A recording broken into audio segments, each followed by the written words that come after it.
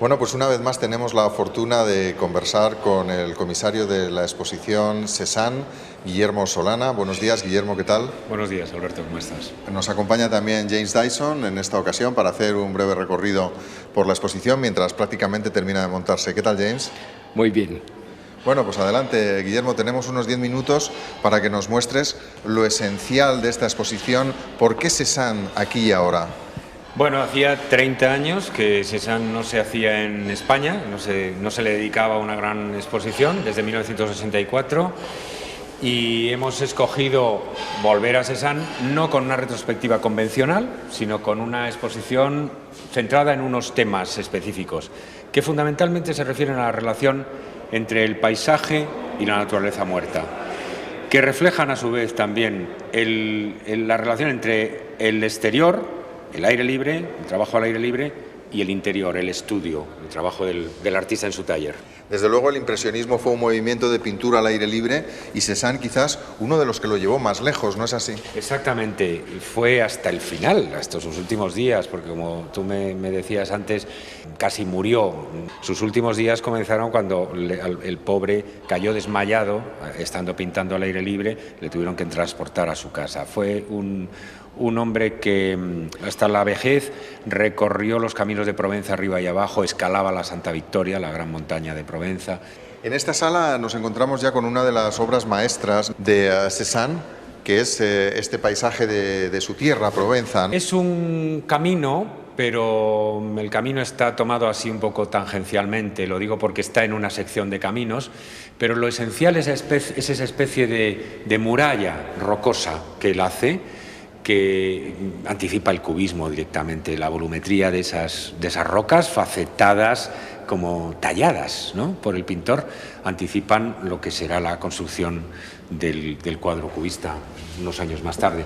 A Cézanne probablemente le habría sorprendido o quizá no se habría reconocido en las creaciones después de Picasso o de Braque, pero para Picasso, para Braque o para Dufy, André Lot, Derain y tantos otros, Cézanne fue como su padre, es decir, fue el originador del cubismo, como de muchos otros movimientos de la primera mitad del siglo XX. Efectivamente, seguimos en los ámbitos del paisaje y allí al fondo tenemos también otro de los cuadros estrellas de la exposición. Este viene del Museo de Karlsruhe. Viene de la Kunsthalle de Karlsruhe y es un magnífico paisaje de L'Estaque. L'Estaque está en la bahía de Marsella, es un pueblecito de pescadores que todavía existe, aunque bueno, el entorno se ha industrializado bastante más. Yo he estado allí hace unos días y encima del L'Estaque hay una colina con pinos. Entonces es muy curioso porque al fondo está el mar, al borde del mar están las casas, está el paisaje habitado, pero lo que pone en primer término es lo agreste de las rocas y de los árboles. Es una imagen de estar apartándose del mundo urbano, del mundo civilizado, para refugiarse en el bosque, ¿no? James, no sé si quieres hacer tú también algún comentario o alguna pregunta, Guillermo. Me interesa especialmente cuál es la importancia para él de la zona de Provenza.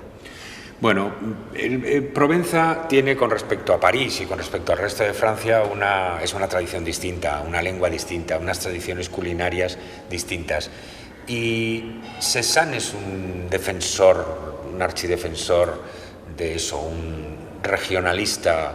Los objetos que aparecen en las naturalezas muertas son muchos objetos de la cerámica y los textiles de Provenza. Precisamente tenemos aquí algunos, Efectivamente. Si quieres, mientras nos vamos acercando. Sí, hay un inventario de objetos, algunos de los cuales se conservan en el que fue su último atelier, cerca de Saint-Provence. Algunos de estos objetos todavía están allí y son objetos muy característicos de la artesanía provenzal, con los que él está expresando también lo que llaman los latinos el genius loci, el espíritu del lugar, ¿no?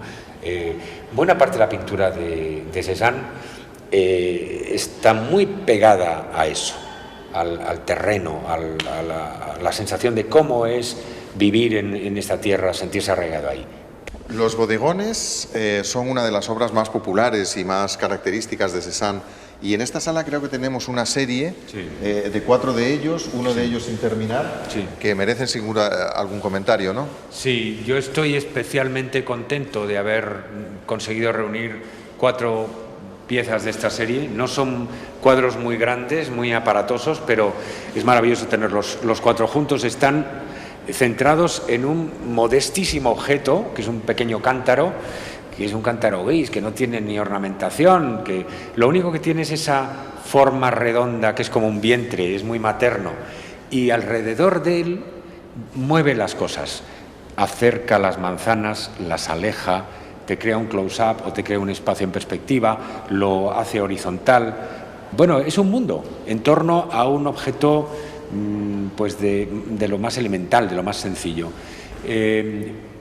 Cézanne se las arregla para convertir el pequeño mundo, el pequeñísimo mundo que está sobre la mesa del estudio en algo que tiene la fuerza monumental por ejemplo, de un gran paisaje de la montaña, de un gran paisaje de la Santa Victoria, ¿no? Hemos leído que, por ejemplo, se resistía a pintar flores por la gran caducidad de las mismas, Claro, la gran velocidad en la que se marchitaban, no le daba tiempo a captar, y que por eso prefería las manzanas u otras frutas que le daban un poco más de estabilidad para la medición de los volúmenes, ¿no? Él era un pintor enormemente lento y es un pintor en el que tanto en las naturalezas muertas como en los paisajes todo está quieto, ¿no?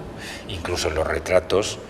Sabéis que le decía a los modelos, quiero que sea usted como una manzana, que se esté quieto como una manzana. No era ese tipo de pintor que capta al vuelo los movimientos y las cosas. Hay un gran sentido de la permanencia en la pintura de Cézanne que se contrapone a ese carácter efímero que hemos visto tanto en los impresionistas. En ese sentido siempre se ha dicho, ¿no?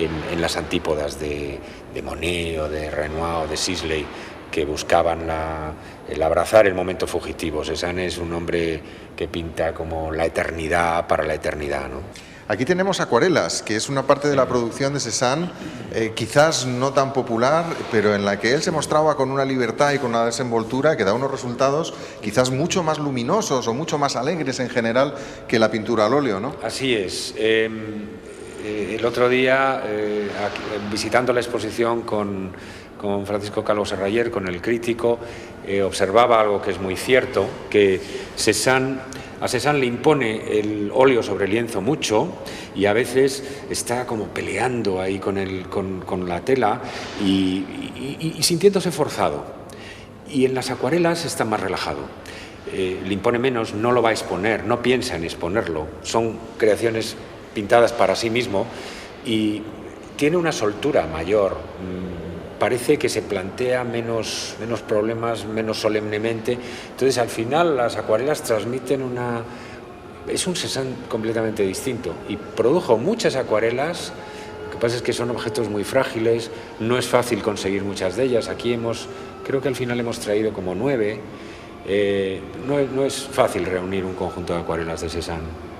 No es infrecuente en el arte, desde luego, que un artista considere una actividad menor una parte de su producción y que luego, sin embargo, sea magnífica, porque el caso del Quijote es este. Él pensaba, Cervantes, que su gran obra era Persiles y hacía el Quijote y las novelas ejemplares un poco como distensión, y ahí está el Quijote, ni más ni menos, ¿no? Claro que sí. A veces lo que se comienza con menos pretensiones termina siendo efectivamente más importante y teniendo más monumental, ¿no? En el caso de Cézanne, yo creo que lo que consideraba que era más importante y lo que comenzaba con más trascendencia eran sus pinturas de bañistas, y paradójicamente han sido las que le han dado más problemas porque los críticos no las entendieron y porque tienen problemas en sí mismas, porque tienen torpezas de dibujo, porque tienen problemas de encaje, son pinturas muy complejas, ¿no? Guillermo, Gardán, aquí comenzó el cubismo, dicen, Gardán, ¿no? Sí, exactamente. Hay una placa en la plaza del pueblo de Gardán, en una casa donde vivió. Es el único testimonio de la presencia de Cézanne allí. No han hecho gran cosa, no le han hecho un itinerario turístico en Gardán, pero en la casa del pueblo ponen una inscripción: aquí comenzó el cubismo.